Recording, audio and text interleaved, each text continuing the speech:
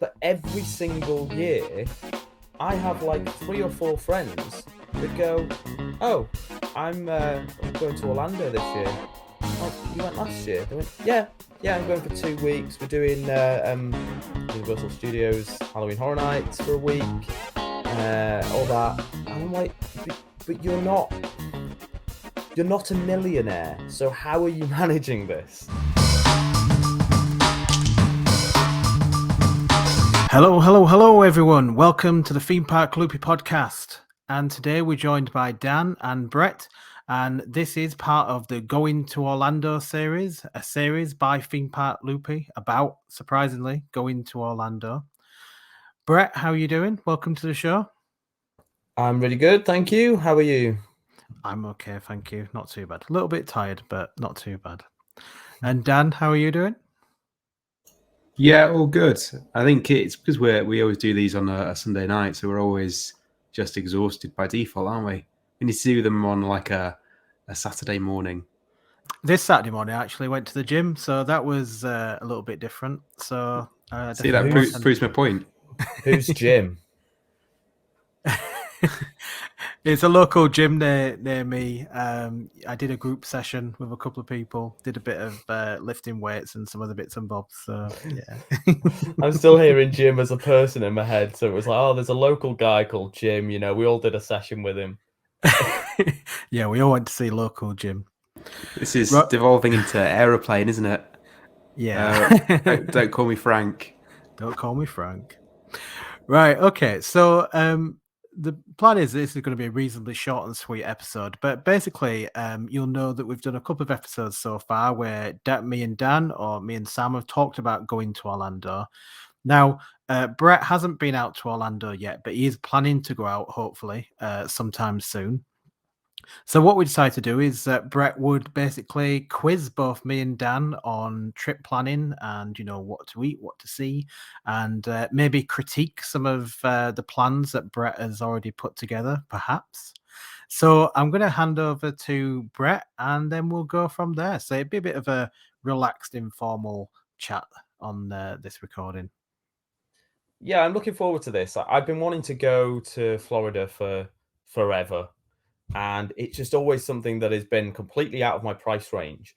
But every single year, I have like 3 or 4 friends that go, "Oh, I'm going to Orlando this year." I'm like, you went last year? They went, "Yeah, I'm going for 2 weeks. We're doing Universal Studios Halloween Horror Nights for a week, all that." And I'm like, but you're not a millionaire, so how are you managing this? And they go, "Oh, yeah, we go. It costs like 2 grand." And that just baffles me, and I have never been able to work out how people are able to consistently go year on year to Orlando for a week or two and not spend 20 grand. Yeah, I mean, it is possible to go for, well, I wouldn't say it's cheap, but it's possible to go on a kind of budget. But you really have to compromise on where you're going to stay. I would say you probably have to pick a pretty cheap hotel, probably not even in the busy parts of International Drive. So somewhere potentially a little bit out of the way.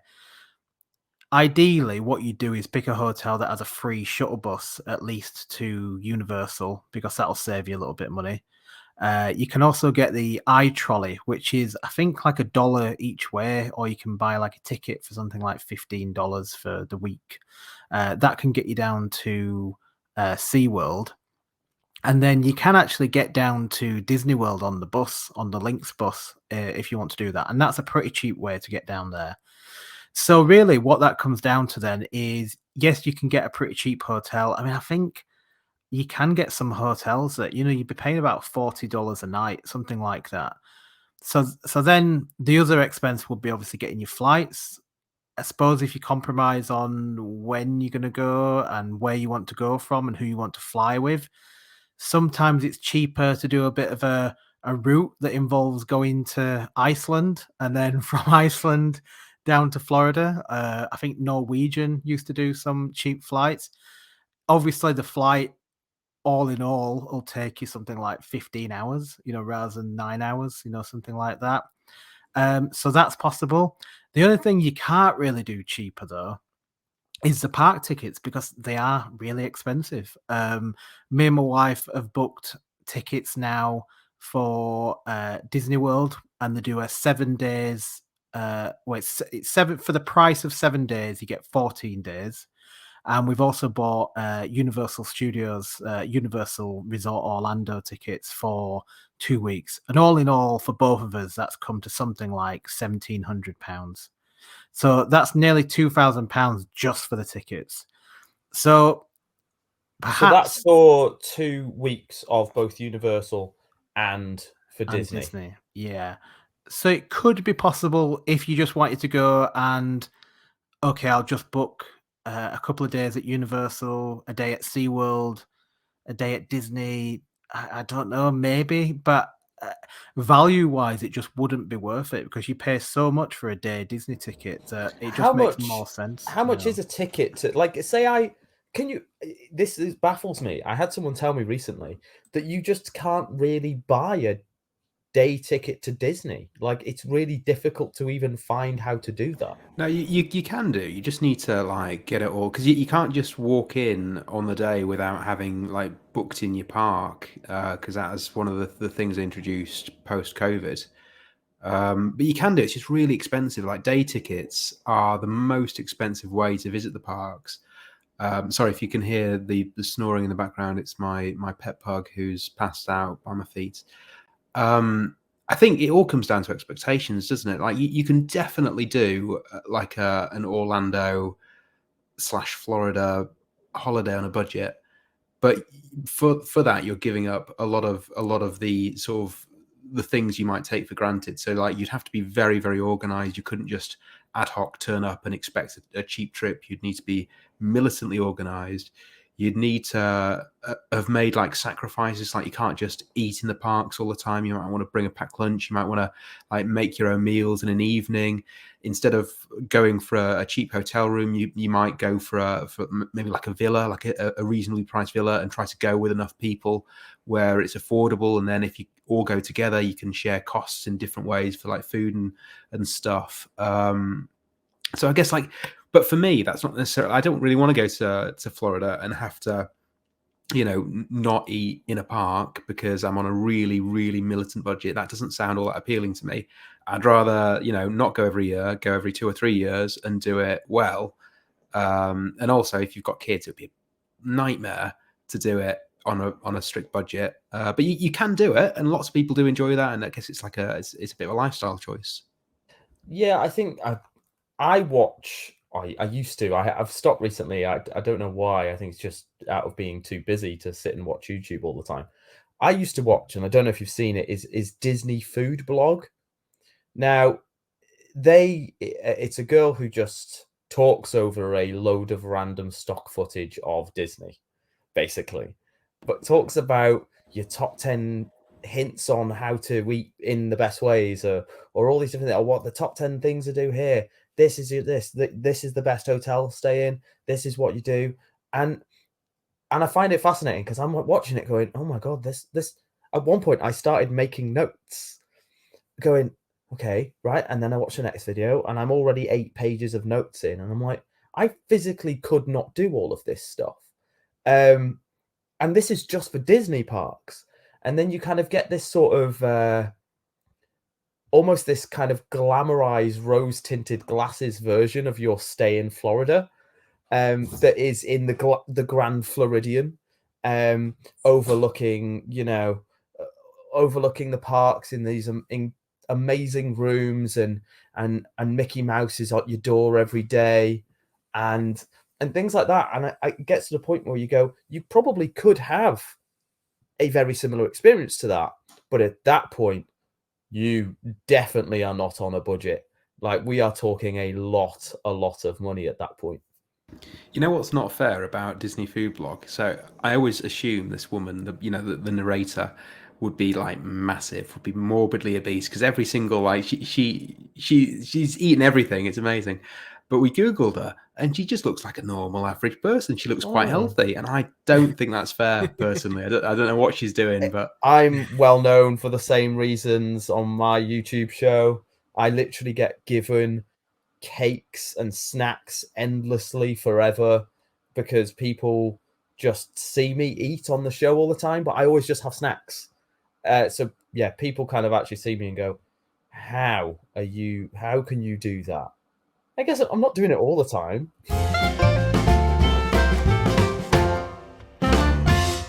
Yeah, I mean, so I mean, what some families have some really good, money saving tips. I think most of the parks you can take a bit of a picnic in. You're not allowed to take coolers in or big bags of food and things like that, but you can take snacks in. You can get free water pretty much anywhere in all the parks if you ask. Behind the counters, they'll give you free water. One top tip one family does is they'll get those little squeezy bottles of squash, and then they'll get some free water, and then they'll squeeze in some squash with those squeezy bottles. So maybe that's one way of making it, taste a bit nicer for the kids. I mean, I think we got a reasonably good deal for us. We booked a package through 2A, and to be honest, I kind of find that doing a package is usually the most cost effective way of doing it in the end, because otherwise you have to book a hotel and then you've got to book the flight separately, and then you've got to worry about, well, what happens if the flight gets cancelled, and then I've got to change everything. So I like having the peace of mind that I've got a package. So, but if you were able to get out over there, what would you say? What would your plan be in terms of going to the parks? Which parks are you most interested in? I mean, I would love to spend a significant amount of time in the Disney parks. Now, I know that sounds weird coming from someone on a roller coaster theme parky sort of podcast, but I've always been absolutely fascinated by the little intricate things that are at Disney parks that I would love to spend a day, probably not even going on rides, and just going around and exploring and experiencing the park properly. Um, Things like that is what I would like to do. A lot of people would assume I'd be at Universal Studios Halloween Horror Nights, and that would be incredible to go. Not a chance in hell with my job would I ever have the time to do that. But I think stuff like that would be really nice. One thing I'm not bothered about going to would be Epcot. It's not really a park that seems to interest me that much. It doesn't offer much that I think I would enjoy over spending an extra day at Magic Kingdom or something like that. As for the likes of Seaworld and the bigger coaster parks like Busch Gardens, Tampa, you kind of have to go, right? You go to Florida as a roller coaster enthusiast and not go to Busch Gardens? Well, It seems a bit weird, right? well, you say that, but I'm not planning to go to Busch Gardens in September. that's because you're So, weird. You've got to get. You've got to go. If you don't go, Ryan, I'm gonna well, I'm not gonna be happy. I'll hunt you down. but in fairness, I did go last time, so I have been. But my reasoning for not going is that I really struggled last time with, I just didn't have enough rest days. I just didn't have enough rest. I just did park, park, park, park, park, and then just got so tired that I just couldn't do anything or enjoy anything. So I'm trying to be a little bit more restrained this time. Have a few more pool days. Have some half days in the park. The thing is, we're going to Busch Gardens is it is quite far. Tampa is quite far from Orlando. And the best way of doing it is probably getting the free coach, especially if you're on a budget. But end of the day, you sat on a coach for, a couple of hours. Also, it kind of restricts your time in the park a little bit. I think the coach does go quite late from the park, but still you're restricted by that. You could hire a car, but obviously if you're on a budget, that don't make sense. And hiring a car seems quite expensive at the moment for some reason. So I'm not going to Busch Gardens personally. And I would say if you go in for 2 weeks, especially if you go in for 10 days, be really, really careful about your rest days. And so, like I was saying earlier about compromising on a hotel, you really ideally want a hotel that you can relax at, so at least has a bar, maybe has a pool, something like that. Do think about that, because you do need to have somewhere to relax, because you will get tired. So just something to be careful of. Yeah, we found the rest day thing as well because we go like every few years, and we always don't plan enough rest days. Like we always have one, and I think ideally you need two, and you need one quite near the start. Like if you've had a traumatic time getting there with kids, like having a day just to settle in is probably a good plan. If you're there for a few weeks. Yeah, one thing I don't think I would ever do is go to Florida with kids.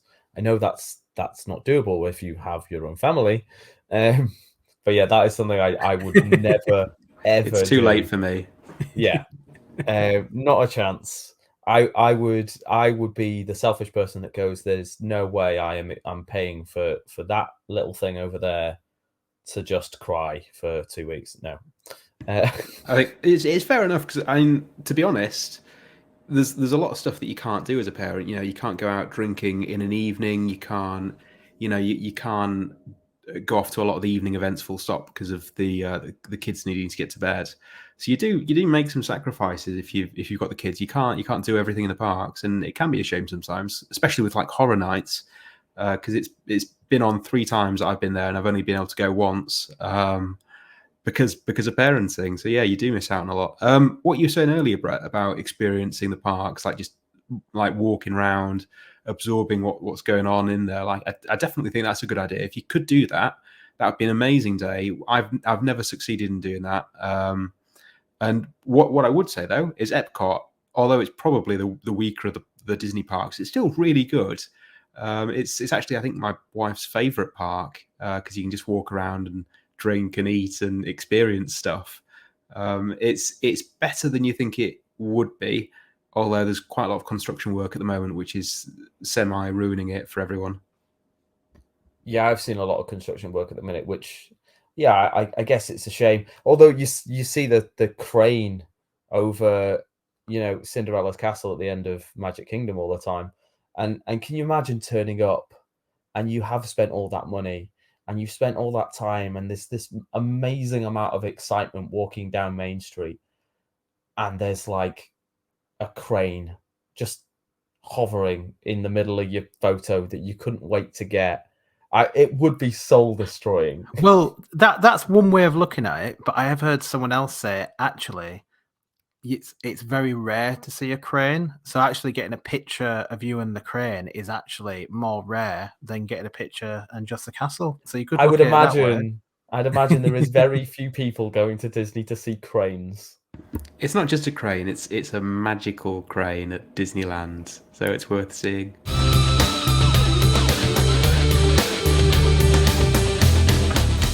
But no, I think wasn't there a time that they did the castle in some mad like pudding like costume, and it utterly destroyed the cosmetic of the castle, and everyone complained, and so they had to Yeah, undo it.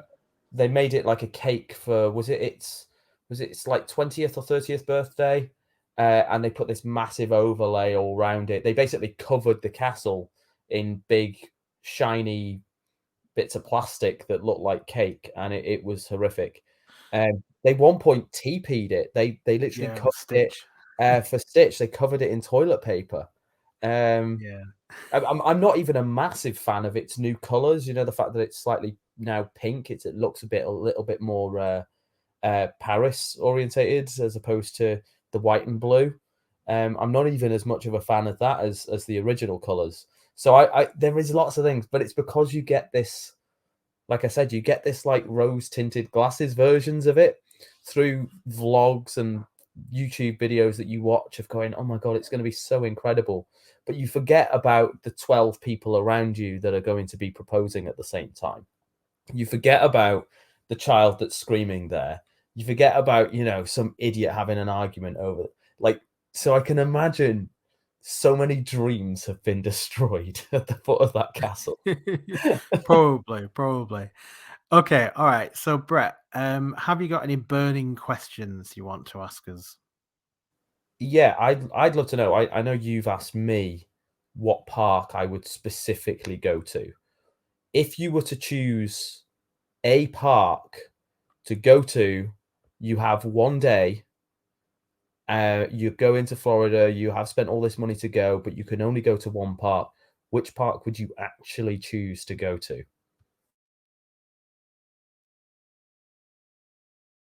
Who's that aimed at? Is that aimed at Ryan? Ryan, you first. Both. Yeah, go for it. Oh, so I think it depends whether you've been before. If I could only go to one park, I would probably go to Magic Kingdom, I think, personally, because ultimately for me, that is the best park in Orlando, ultimately. It's the park that immerses you the most, that gives you the most like feels, basically. I would say for me, if I had to pick one, so if I was coming off a cruise or something and I had a day before my flight, I would go to Magic Kingdom. That's where I would go. If I was staying at Universal Way and I only had a day, I would probably go into Islands of Adventure, definitely. Mainly for going on Hulk or something like that, just to get a bit of a thrill before I got my flight home. So to me, it depends on the circumstances, but it would either be Magic Kingdom at Disney, Islands of Adventure at Universal, definitely. Yeah, I think the default is going to be Magic Kingdom, just because it's Magic Kingdom and it's where the castle is, and it's like the classic like representation of the brand. Basically, it's the center of Disney in Orlando. I think though, for entertainment, for me, it might be like Hollywood Studios, because there's a lot to do there now, and the lands are quite like, so Star Wars, not my favorite land, but there's quite a lot to do and to see there. It's quite cool. There's quite a lot of things you can explore, and the cast members properly get into it, which is nice. You've got you've got like classic rides as well. You've got the Drop Tower. Name has popped out of my head. Ryan, help me. What was Tower of Terror? Tower of Terror. It is Of No, course. now it still Guardians is. of the It still Galaxy, is Tower of Terror. No, it's Tower still, of- okay. you're at Disney. It's in on the West Coast. It's changed, but not in Orlando. Sorry, this is what happens if you film on a Sunday night. I'm too tired to interact with people in a sane way anymore. Tower of Terror. What? Tower of Terror. Definitely. Oh no, I'm spreading my madness. But like you've got a lot going on there. You've got Toy Story World, which is really cool. It's a really good theme as well, and there's some really cool like little places you can go and eat now. I don't know. I think it's quite a cool little diverse park. So I wouldn't dismiss that. I think if you've got young kids, it still has to be probably Magic Kingdom. But otherwise, if you're a bit older, Hollywood Studios is probably a better call. Okay. Yeah, I did wonder, do you just go to Magic Kingdom because it is what it is? And at that point, are you going just for these sort of like false memories that you've been projected on YouTube, like I was talking about? So it is quite fascinating. One other question though, and it's quite interesting that none of you have brought it up really as well. Would you advise to not do SeaWorld? Or would you say, no, give it a chance? There's obviously the debate of the ethical debate of SeaWorld, which, that's another conversation to be had. But regardless of that, is SeaWorld good as a park as a whole?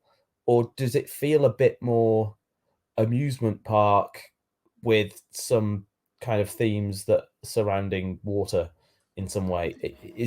Does it not really hit the same spot as the likes of Universal?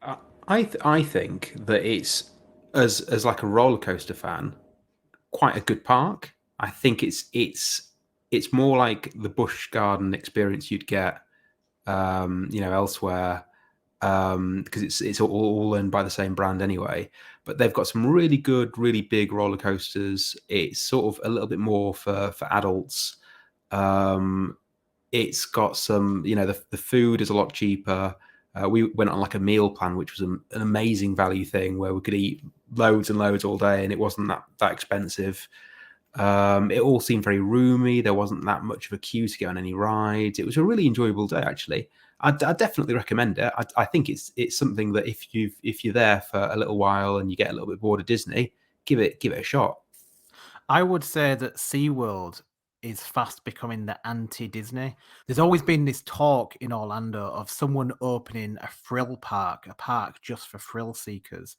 And I would say that if any park could become that, it's probably going to be SeaWorld, because SeaWorld are just building roller coaster after roller coaster after roller coaster. And to me, it's fast becoming that kind of roller coaster destination. So for me, I would say it's definitely worth going. The issue I have with the coasters at SeaWorld is none of them are jumping out of me as being, like that. None of them is Iron Gwazi. None of them are Shikra. None of them are Cheetah Hunt. That, like Mako, for instance, is a B&M hyper, and I can guarantee no one can draw the layout of Mako off the top of their head. I probably could for other roller coasters. I definitely can. Mako is brilliant. Well, that's Mako what I mean. is such good fun. Just doesn't appear to be that great, and I don't know what it is, whether it's down to the marketing of the park or what it is, but there's just nothing really enticing me. I remember Manta being built, and I was like, this is cool, so cool, and then I'd immediately forgotten about it, and I don't know why. And that's another really good coaster. Like I've not had an experience like, because it's a bit like Air in a way, but Air feels really tame in comparison because you're like doing a loop, like a weird inverted loop at a strange angle. Yeah, the pretzel loops are renowned for being incredibly intense. Yeah, and like it dips you really low to the water, and you get some water effects come up as you're going down, as though you're splashing and actually sort of making impact. Like there's some clever details on those roller coasters, and like Mako, I sort of saw it from a distance from a different roller coaster, and I thought, oh, it looks like just a Big Dipper. Basically, it looks like Pepsi Max kind of thing. And then I got on it, and it completely blew me away. Like it was really good fun. Like you don't have any bars coming down; it's just like a lap bar, and you get a really good sense of freedom, and you get some air time, and it's really fast, and the views are amazing from the top. So I don't know. And what I did is I bought the tickets with Busch Gardens tickets, like as a combo, and it reduced the price as well. So if you're doing one park, it makes sense to to do both. I'm kind of surprised, Brett, though, because I would have thought you'd have been definitely into Journey to Atlantis, because that is a really good dark ride / water ride / coaster. And it's a really unique, fun experience. When we went, it was really quiet, and we just went round and round and round in circles on Journey to Atlantis. And if you're into like Valhalla, then you've got to be into Journey to Atlantis. It is a really good. Also, I would say Kraken is surprisingly fun. That is a really good ride as well as Kraken. That really surprised me, because when you look at it, it does look like, oh, it's a kind of standard kind of coaster, but actually it's really, really fun. So I wanted to do the VR version of Kraken, but they took it away before I arrived and never reinstated it again. I've seen the videos of the VR version, and it looks like a VR coaster. Enough said, right? Oh yeah, it'll definitely have been terrible, but I just wanted to do it. Yeah, I don't know. I'd have probably just thrown up, I think. So it's not for me. Okay, all right. So we'll wrap up there then. We'll pick up this conversation again in the future, Brett, because I'm sure you'll have lots more questions, and I do have lots more plans that you've got. Okay, so before we pop off then, Brett, do you want to remind people where they can find you? You can find me on Instagram at BrettJones92, which is where I just post all my general stuff. You can watch my YouTube show that is My Haunted Hotel, which is a weekly episodes of people being terrified in a haunted hotel, which is apparently now people are saying the world's most haunted hotel. Oh, that sounds good. And Dan, do you want to tell people where they can find you? Yeah, so you can find me on Air Club. So we've got a TikTok channel that I started a few weeks ago, which is doing all right. So you can come see some little snippets of me flying with some people. We've got the beginnings of an Instagram channel, which is on_air_club, because I couldn't get the original on-air club domain, unfortunately, or handle for that service. And I'm starting my YouTube channel this week, so I'll keep you posted next time I'm on. Excellent. I look forward to that. Okay, well, thanks for listening, everyone. And if you enjoy the episodes and you haven't already, then just remember to follow or click subscribe. And if you really enjoy the episodes, then leave us a review. You can find us on Instagram, Twitter. We're also on YouTube as well. Thanks for joining us, and we'll see you again real soon.